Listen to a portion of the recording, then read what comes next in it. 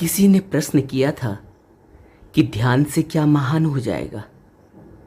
क्या महान करना चाहता है मनुष्य?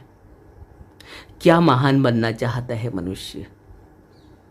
बहुत बुरी तरह से ट्रैप हो चुका है, फंस चुका है यहाँ संसार सागर में, और अभी भी कहता है कि क्या महान हो जाएगा ध्यान से। अगर दुनिया पर थोड़ा नजर डालें तो बड़े बड़े राजा, महाराजा, डिक्टेटर सब दुनिया से चले गए। बड़े बड़े पीर, पैगंबर, संत, अवतरित पुरुष चले गए। कुछ लोग उनको मानते हैं, कुछ लोग उनको नहीं मानते। तो क्या महान हम करना चाहते हैं? बुद्ध महान है, मगर बुद्ध को भी कुछ लोग नहीं मानते। इसी तरह अन्य महान विभूतियों को कुछ मानते हैं और कुछ नहीं मानते, कुछ दूसरों को मानते हैं। तो क्या हम सोच रहे हैं कि कुछ ऐसा महान हम कर जाएंगे या हो जाएंगे कि सब जगह हमें याद किया जाएगा? तो ऐसा कुछ नहीं होने वाला। कुछ भी ऐसा महान नहीं होने वाला जहां सिर्फ हम ही होंगे, हमें ही याद किया जाएगा। जब बुद्ध पुरुषों को भी यहाँ दुख दिया गया या दुख मिला, उन्होंने दुख लिया या नहीं लिया, वह उस दुख सुख से ऊपर उठे रहे, यह बात अलग है। लेकिन हमारी नज़रों में जो दिखता है वो यही है कि उनको भी दुख दिया गया, उनको भी दुख मिला। तो क्या हम सोचते हैं कि हम यहाँ सुख भोगेंगे? तो हमारी गलतफहमी है। लेकिन दुख दिया जा सकता है, दुख आएगा, शरीर को आएगा, मगर हमारा जीवन अगर बुद्ध पुरुषों की तरह बना रहा, उनके नक्शे कदम पर चलता रहा, उनकी टीचिंग्स के अनुसार चलता रहा, तो जैसे वह सुख दुख से ऊपर उठे रहे, सुख दुख में सम बने रहे, समभाव से रहे, उनको कोई प्रभाव नहीं पड़ा, उसी तरह हम भी अपने दुखों को सह सकते हैं, बिना प्रभावित हुए सह सकते हैं, और इन दुख सुखों से ऊपर उठ सकते हैं, और इस जीवन को बहुत ही सहज भाव से जी सकते हैं, जैसा बुद्ध पुरुषों ने जिया। लेकिन यह बात ध्यान से घट सकती है। यह बात कहने से या सुनने से नहीं समझ में आने वाली। दूसरी बात ध्यान से यह हो सकती है कि हमें ध्यान के जरिए एक नियंत्रित और संतुलित जीवन का एहसास हो सकता है। हम बिना भावनाओं, आशाओं, तृष्णाओं और इन इंद्रियों के बहाव में बहे हुए अपने जीवन पर एक बार नज़र डाल सकते हैं कि क्या हमारे लिए उचित है और क्या नहीं। अपने मन का, अपने शरीर का एक सामंजस्य, एक बैलेंस हम बना सकते हैं। हमें अपनी आवश्यकताओं, ज़रूरतों के प्रति एक चेतना जगेगी कि क्या हमारे लिए ज़रूरी है और क्या नहीं। आँख मूंद कर कुछ भी कर देना, कहीं भी चले जाना, कुछ भी कह देना, कुछ भी कर देना और बाद में पछताना, इन सब बातों से हम बच सकते हैं। संसार अथाह है। अगर हम सोचें कि सब जरूरी है जीवन के लिए, तो फिर इस अथाह संसार में हम एक मृग मारीचिका की तरह उसके पीछे भागते रहेंगे, जिसका कोई छोर नहीं। और जब तक हमें पता लगेगा कि क्या व्यर्थ है और क्या सार्थक, तब तक हमारी ज़िंदगी बीत चुकी होगी, क्योंकि यह ज़िंदगी अनलिमिटेड तो है नहीं, यह तो बहुत लिमिटेड वक्त के लिए है। हमारी ज़िंदगी और मौत के बीच में एक सांस का फासला ही तो है। यह फासला चाहे 1 सेकंड का हो या 100 साल का, इससे कोई नहीं जानता। तो फिर हमें तो यह सांसें गिनकर ही मिली हुई हैं, चाहे वह 1 हो या 1 अरब। उसके बाद हमें यह शरीर तुरंत छोड़ना पड़ेगा या छुड़ा लिया जाएगा। तो फिर हमें क्या सार्थक, क्या महान करना चाहिए? बुद्ध पुरुषों ने कुछ भी महान नहीं किया, कोई आविष्कार नहीं किया, कोई विज्ञान की संरचना नहीं की, कोई विज्ञान का आविष्कार नहीं किया, कोई इन्वेंशन नहीं किया कि संसार चले, संसार को यह फायदा मिले, संसार को वह फायदा मिले। इससे बुद्ध पुरुषों को कोई लेना नहीं। सभी बुद्ध पुरुषों ने अपने ऊपर काम किया सबसे पहले, और हमें भी सलाह दी कि हमें जो भी मिला अपने ही ऊपर काम करके मिला, अपने ही ऊपर ध्यान के जरिए देखने से मिला, जिसको उन्होंने फिर लोगों को बांटा है और घोषणा की कि जो भी इस विधि को अपनाएगा, जिस विधि से हमें मिला, जो भी यह विधि अपनाएगा उसको भी एक सुखद आनंद की अनुभूति हो सकती है। हर किसी को हो सकती है। कोई मान ले तो ठीक, कोई मान ले, कोई नहीं माने तो ठीक। उनकी कोई जोर जबरदस्ती भी नहीं। हर एक का जीवन अपना है जो वह समझता है, और हर एक उसको कैसे जिएगा कि उसे सुख, शांति, खुशी और आनंद मिले, यह भी उसका अपना निर्णय है। इसके लिए बुद्ध पुरुषों की कोई जोर जबरदस्ती भी नहीं।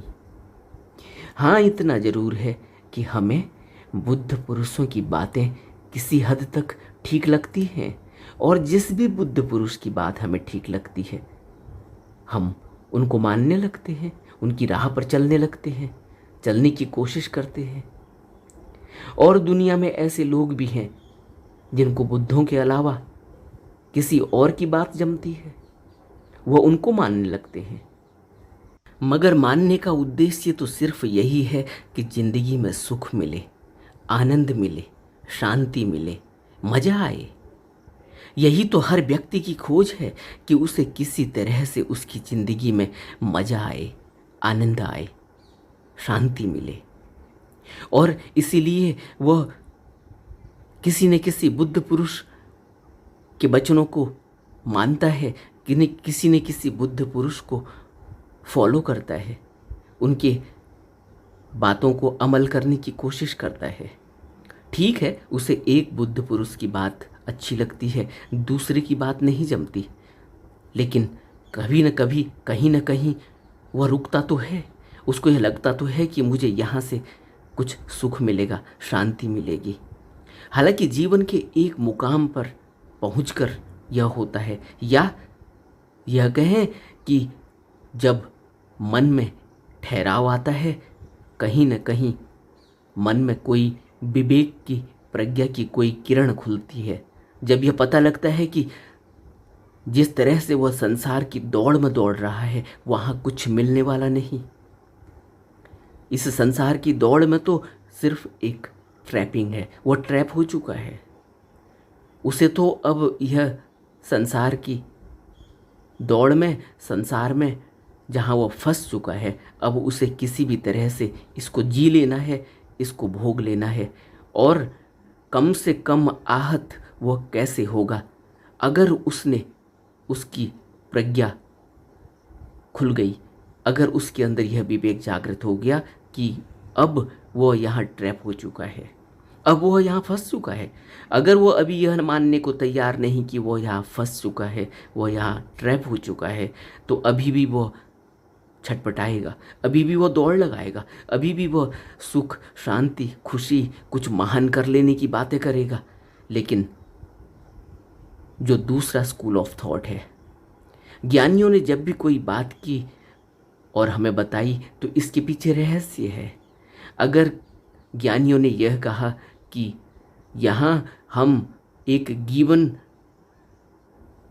टास्क से आए हैं, हम यहाँ अलॉटेड जॉब के साथ आए हैं, हमें यहाँ किसी गिवन वर्क के लिए भेजा गया है, और वह गिवन क्या है कि हम यहाँ ट्रैप हो चुके हैं, और उस ट्रैपिंग, उस गिवन के हिसाब से, उस प्रारब्ध के हिसाब से, उन कर्मों के कारण हम यहाँ ट्रैप हो चुके हैं, और उसी वजह से हमको यह टास्क मिला है। ये गिवन टास्क है, हमें लगता है कि हमने किया, हमें लगता है कि हमने कुछ पा लिया, हमें लगता है कि हमने बच्चे बनाए, हमें लगता है कि हमने शादी की, हमने घर बनाया। लेकिन ज्ञानी यह नहीं कहते। ज्ञानी कहते हैं यह सब कुछ प्रारब्ध है, इसी वजह से तुमने जन्म लिया है, तुम्हें जन्म दिया गया है कि तुम यहाँ यह करोगे, यह तुम्हारा कर्म है। अब जब हम यहाँ ट्रैप हो चुके हैं, जब हमें यह गिवन टास्क दिया गया है, तो जिसने इस बात को मान लिया, जिसने इस बात को स्वीकार कर लिया, उसके लिए अब यही भला है कि वह किसी तरह से अब अपने को यहाँ से निकाल ले। क्योंकि क्या वो ध्यान कर लेगा, कितना वो ध्यान कर लेगा, यह वो जानता है जो ध्यान करता है।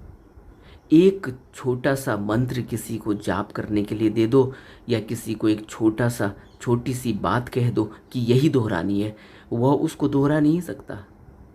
किसी को एक शब्द दे दो, उसको बोलो कि पूरे दिन तूने यही शब्द दोहराना है, उसके बस की नहीं कि वो पूरे दिन उस शब्द को दोहरा ले। उसे पता भी नहीं चलेगा कि कब उसका मन उसको कहाँ ले गया। उस व्यक्ति के बस में कुछ भी नहीं, किसी भी व्यक्ति के बस में कुछ नहीं। लेकिन जो करता है, जो ध्यान करना चाहता है, जो गुरु मंत्र का जाप करना चाहता है, जो कर रहा है, उसको पता है कि कितना मुश्किल काम है। एक छोटा सा शब्द को बार बार दोहराना कितना मुश्किल का काम है। ध्यान करना, चुपचाप बैठना, 2 मिनट बैठना, 5 मिनट बैठना, 1 घंटे बैठना, 2 घंटे बैठना, 24 घंटे में से कितना मुश्किल काम है, जो करता है वही जानता है। तो यह कहना कि यहाँ कुछ वो महान कर लेगा, यह महान कर लेने की बात, और यह मान लेना कि क्या महान हो जाएगा, यह व्यर्थ की बातें हैं। कुछ भी न महान होने वाला, न महान किया जा सकता, और न किसी ने तुम्हारे किए गए उस महान कार्य को स्टैंप लगानी है, मुहर लगानी है। 10 लोगों ने विरोध करना है और 10 लोगों ने मान लेना है, यह तो हो सकता है।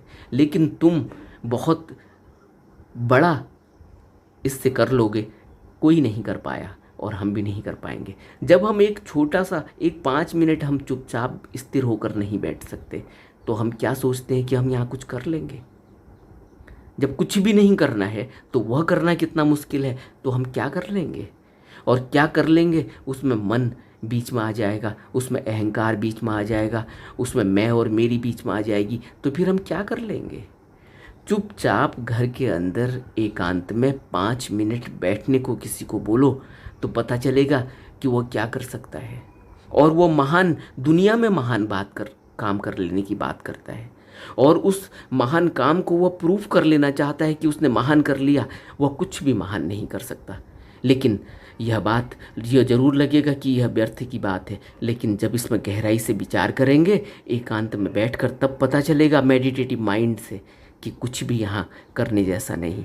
यहाँ जो अलॉटेड जॉब, जिस असाइंड जॉब के लिए हम यहाँ ट्रैप हो चुके हैं, अब उसको हम सही से भुगत लें और एक बैलेंस बनाकर उसको भुगत लें, बस यही काम है। और यह बैलेंस बनाने के लिए ही हमें ध्यान करना है, हमें ध्यान की आवश्यकता है। सिर्फ इस बैलेंस को बनाने के लिए हमें ध्यान की आवश्यकता है। बाकी क्या होगा क्या नहीं होगा, इसको ज़्यादा सोचना, क्या महान हो जाएगा, यह सोचने से बेहतर यही है कि जहाँ हम ट्रैप हो चुके हैं इसमें हमारा बैलेंस बना रहे, और हम इस गिवन टास्क को किसी तरीके से निभा लें, और इसमें ज़्यादा ऐड ऑन न करें, इसमें ज़्यादा जोड़ न दें, ताकि दोबारा से फिर यही गिवन टास्क, असाइंड जॉब को देकर फिर से हमें यहाँ दोबारा आना पड़े।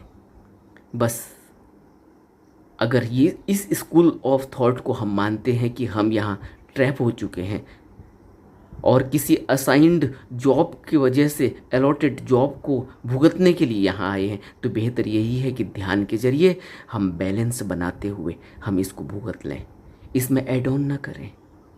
यही मेडिटेटिव माइंड कर सकता है।